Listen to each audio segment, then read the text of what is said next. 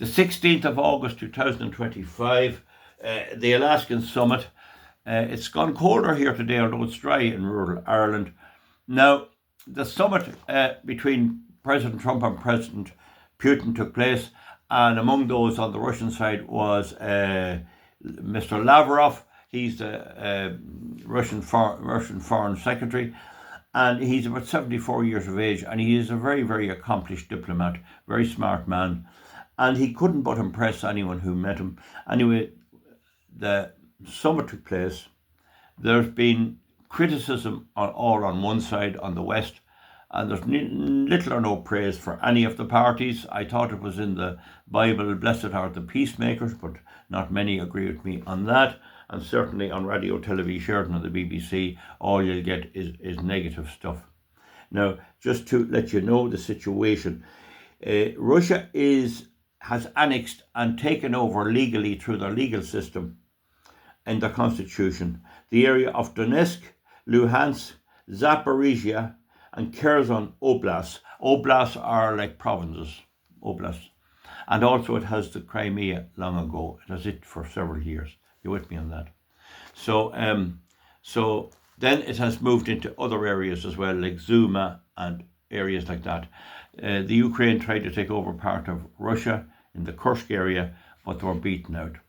There was a journalist in the Ukraine the day before yesterday, and there was the funerals of 2 Ukrainian soldiers while he was there. One of them a father of 2 daughters. So they're dying at an unbelievable rate. There's no falsehood about the level of deaths on the Ukrainian side. That's all true, unfortunately. Now, we all know the arguments. The first thing that Putin and Trump agreed, both of them did agree that if Trump had to be elected in 2020, there would never be a war. I support that view. You can comment underneath. I don't expect you to share it. There'd never have been a war, I think, had he been elected, because the West are a breed unto themselves. You gotta be good at psychoanalyzing them to understand it. I mean, when Trump was put out, the first thing Joe Biden thought of was getting his son back into Ukraine and grabbing everything that was in it. And there's a point of view, which I don't expect you to actually share with me, is that this is all to do with the West trying to destroy Russia, that Russia was going to be surrounded by NATO militarily to destroy it. That's what a lot of people say. I personally do believe that, but I don't expect you to believe that. Anyway, off they went, and Mr. Putin and Trump got into the one limousine, and they had a good time, and everyone came back safe. When I say they had a good time, everything went safely. There was no trying to capture anyone or shoot anyone, and it was at a military base there.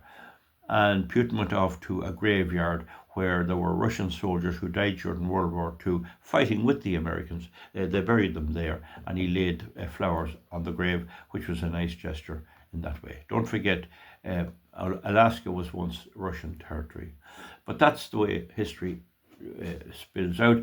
And in the Ukraine was under Russia for a long, long time. So this Ukraine's only a modern invention. So anyway, the talks did get underway, and it was clear that Russians were not going to give an inch. While they were talking, they're consolidating their victory in Ukraine. Now, it's clear too that Russia's going to win, and several have said Russia has won the war long ago. Viktor Orban, the Prime Minister of Hungary, said they won the war. Colonel Douglas McGregor says they won the war.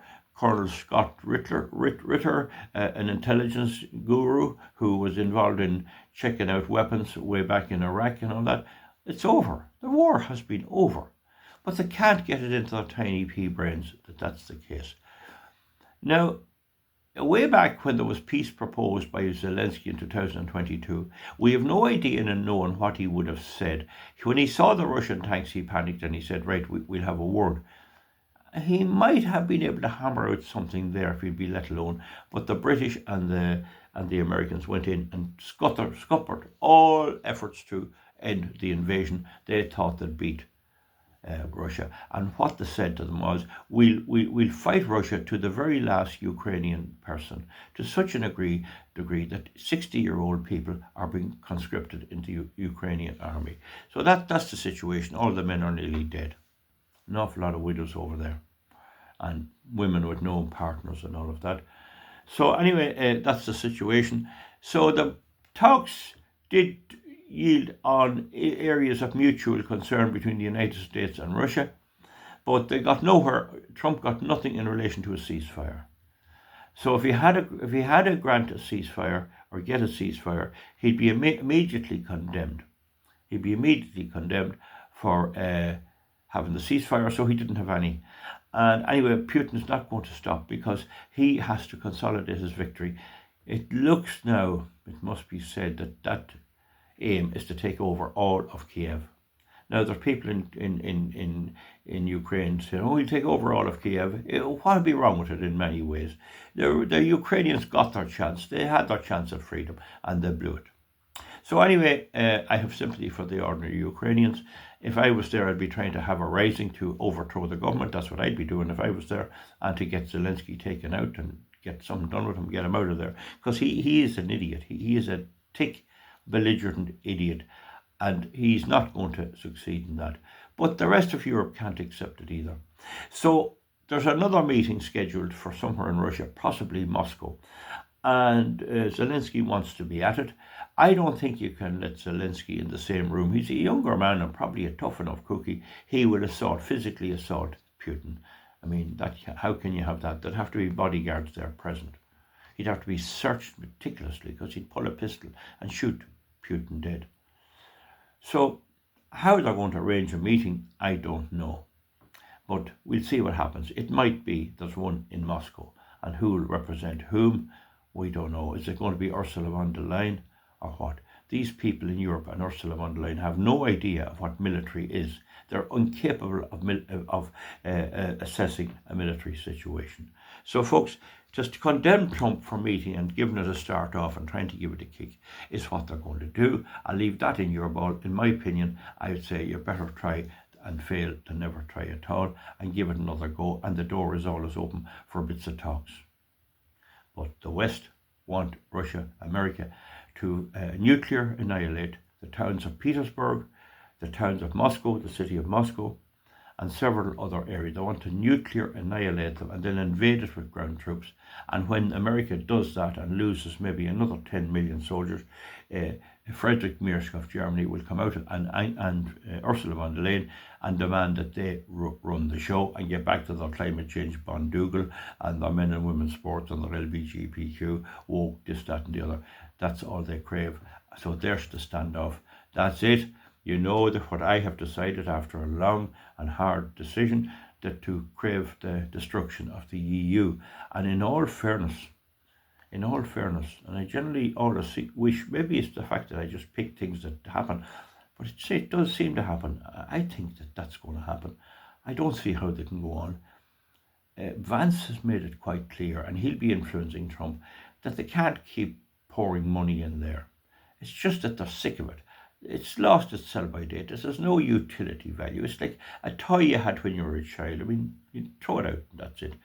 Or something, or stale beer. It's just gone off the boil. The whole crowd of them is a mess. And don't forget that Europe and Southeast Europe has been acting like this for thousands of years. Thousands of years they've been killing each other. Big time. Way back to Genghis Khan and this one and that one and the steppes and everything like this, and Persia, killing other. And that's in them, and you ain't going to get that out by reasoning. Reasoning will not work. So that's the situation. It's going to be a slow process. I'd say maybe by November, the Ukraine army will be so demoralized it could collapse entirely. It could. What will happen then, I don't know.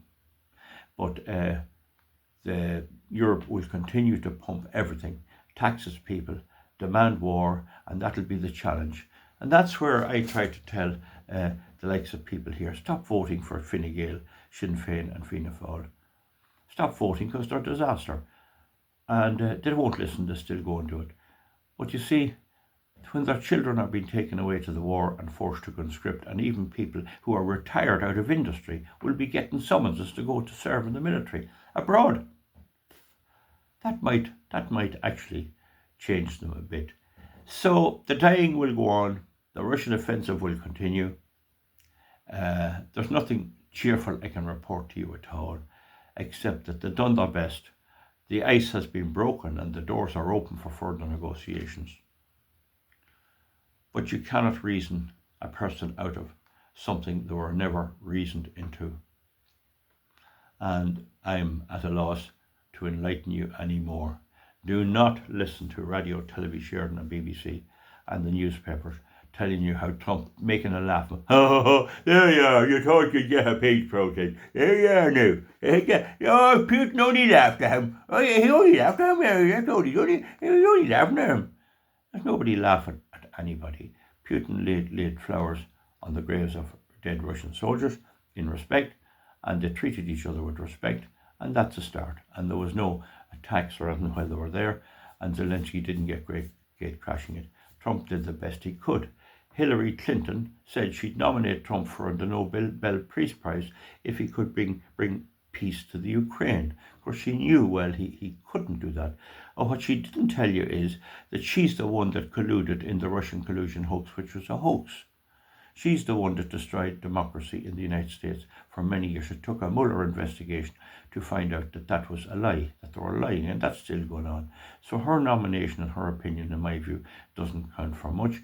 But the American Democratic Party, Obama will be over here and soon getting the freedom of Dublin, and Hillary probably with him and another crowd of them. They're all tramps.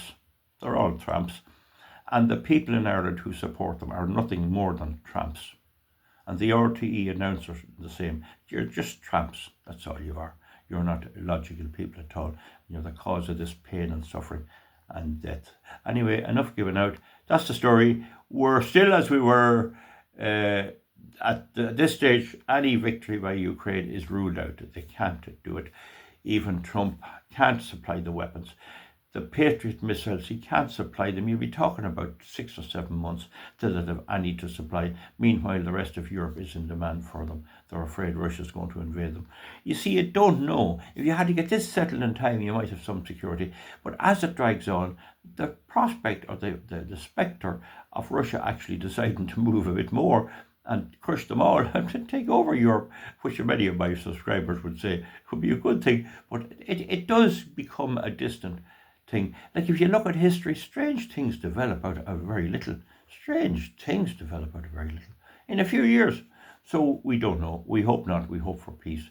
And then the hypocrisy of the West telling us about our security and them letting in radical Islamic terrorists and planting them in Wicklow and in England and telling us they're not a security risk. Here, come off it. Comment on the lead. We'll see you back soon. Bye.